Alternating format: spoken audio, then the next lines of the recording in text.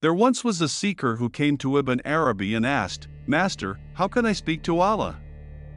Not through ritual, not through words I memorize, but truly speak and know that He hears?" Ibn Arabi looked at him for a long time and replied, "Then you must first learn to listen." The man was confused. "But I already listen, I hear the Qur'an, I hear prayers, I hear the call to faith." Ibn Arabi smiled faintly. "No," he said. "You hear with your ears. But to speak to Allah, you must hear with your soul."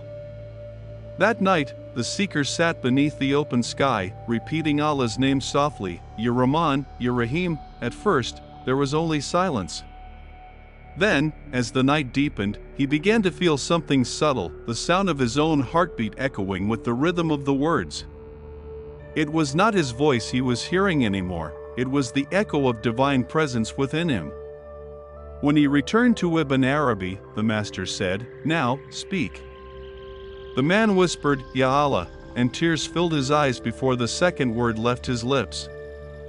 "You see," Ibn Arabi said, "when the heart remembers, the tongue is no longer alone. Every cell in your being begins to speak with it." He explained that true prayer is not asking, it is unveiling. When you talk to Allah, you are not informing Him of your pain. You are remembering that He placed that pain within you so you could return. "Then how do I begin?" asked the seeker. Ibn Arabi took a deep breath. "Begin," he said, "by being honest. Tell Allah everything you hide from the world, your shame, your weakness, your doubt. Speak as a child speaks to his father. When your words tremble, you are the closest you have ever been to Him." The seeker nodded slowly, realizing that to speak to Allah is not to shout into the heavens, but to uncover what already whispers within. Ibn Arabi ended with this, "When you speak with truth, Allah answers through signs. He will not always send words, but He will change your heart, and that is the loudest reply of all." Days later, the seeker returned to Ibn Arabi, his face pale but his eyes alive. "Master," he said, "I spoke to Allah as you told me to. I poured out everything, the fears I hid from people, the pain I never named. But when I finished, there was only silence. Did He not hear me?" Ibn Arabi smiled softly. "Ah," he said, "that silence you fear is not absence, it is presence too deep for sound." He pointed to the desert horizon, where dawn was breaking. "Do you see how the light comes without a sound? So does His mercy." The seeker frowned, struggling to understand. Ibn Arabi continued, "When Allah remains silent, He is preparing your heart for the answer. The delay is not rejection, it is transformation. If He granted everything the moment you asked, your soul would never learn to grow." The next night, Ibn Arabi took his students into the open desert and told them, "Tonight, we do not ask. Tonight, we listen." They sat in silence as the stars appeared one by one. A wind began to move through the dunes, carrying whispers like verses half remembered. "Do you hear it?" he asked. This is how Allah speaks to those who stop filling the world with noise. He explained that every creature in creation prays constantly, not through words, but through being. The tree speaks through standing firm. The river speaks through movement. The stars speak through light. And man, he said, looking at the seeker, was given the gift to speak with choice. That is both his burden and his blessing. Then Ibn Arabi turned to his students and said quietly, "When you speak to Allah, do not speak upward. Speak inward. He is closer to you than your vein, closer than your thoughts, closer than breath. You are not calling Him to come, you are remembering that He never left." The seeker began to cry, and Ibn Arabi placed his hand upon his shoulder. "Now," he said, "when you feel the need to speak to Allah, do not look for words. Just close your eyes, breathe His name, and let your heart answer. From that night on, the seeker's prayers changed. They were no longer lists of requests but rivers of silence, flowing from him and back into the infinite. And though Allah never spoke in the way men do, every part of his life began to reply through peace, through signs, through the calm that comes when one has truly been heard. Weeks passed, and the seeker began to notice something changing around him. The same streets he used to walk now felt softer, the same air seemed filled with presence.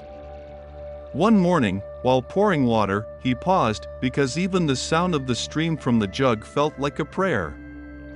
He went back to Ibn Arabi and said, "Master, the world feels alive. Everything is whispering his name. Even silence feels like a message." Ibn Arabi's eyes glowed. "Then now," he said, "you have begun to hear him. Not in the wind, not in words, but in what moves behind them. The one who truly speaks to Allah begins to hear him everywhere." He told the seeker, "Most people talk to Allah only when they are broken. But the lovers of Allah speak to him even when they are whole, because they understand that conversation with the divine is not a remedy, it is the reason for living." Then he added, "Do not seek voices from the sky or visions in dreams. If you feel peace after prayer, that is his reply."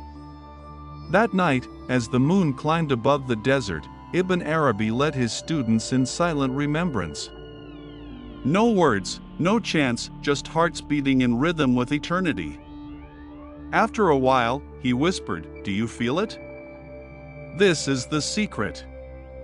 Prayer is not what leaves your tongue, it is what returns to your soul." He turned to the seeker and said, "When you say Ya Allah, the universe trembles slightly, because you are aligning your breath with the very breath that created it. Each word you speak in sincerity shapes unseen realities. Speak from love, and the world around you becomes gentler. Speak from fear, and the world grows heavier."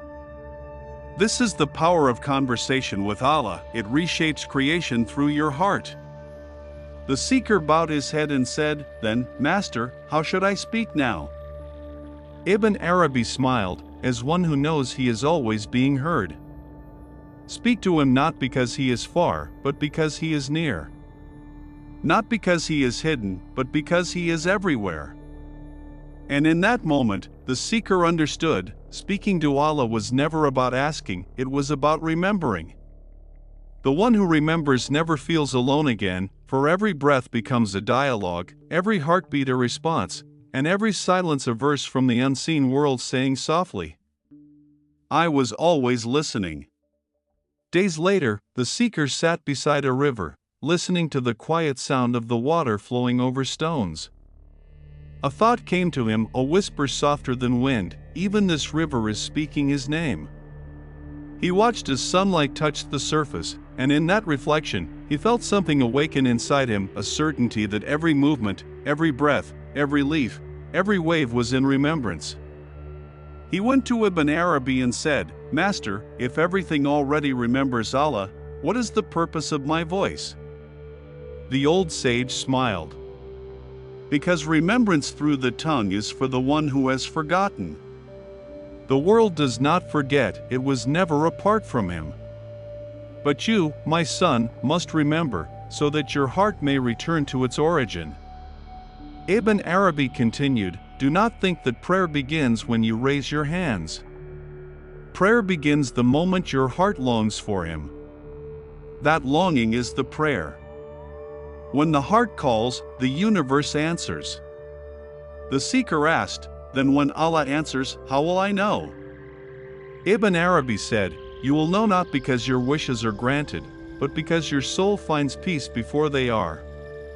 When the heart no longer trembles between fear and desire, when silence feels full instead of empty, that is Allah speaking through stillness." From that day forward, the seeker prayed differently. No longer did he beg for outcomes. He spoke as one speaks to a friend who already knows every secret. Sometimes his prayers were words, sometimes tears, sometimes only breath, but he knew that Allah heard them all. And when doubt returned, he would recall Ibn Arabi's words. The one who truly speaks to Allah will one day stop asking, "Is he listening?" and begin to whisper, "I was always being answered." The seeker lived the rest of his life in that peace, walking softly, loving deeply, and carrying within him the quiet secret that Ibn Arabi had once revealed. To speak to Allah is not to reach outward into the sky, but inward into the heart, where He has been waiting since the beginning of time. In the end, Ibn Arabi gathered his students beneath the stars for one final night of remembrance. The desert was silent, the air cool and golden with starlight. He said, "You have all asked me how to speak to Allah. But now you must understand, there are no words left to say. When love fills the heart completely, speech becomes silence, and silence becomes the loudest form of prayer." He looked toward the horizon, his eyes shining. Allah does not listen to the sound of your voice. He listens to the truth behind it.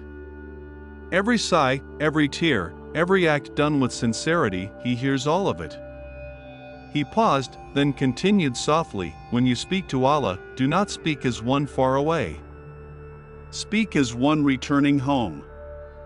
For there was never a distance between you and Him, only the veil of forgetting.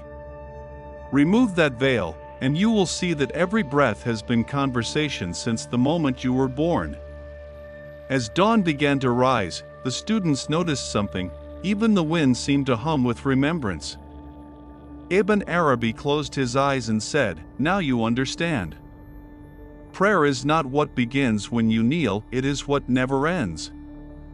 And so, when he finally departed this world, those who followed his path remembered not his words, but the silence that followed them, a silence filled with peace, like the space between heartbeats. For they knew that his secret lived on in every soul that whispered Ya Allah, not out of fear, but out of love. And the teaching of Ibn Arabi endured through time. Speak to Allah through your heart, and you will discover that He has been speaking to you through everything.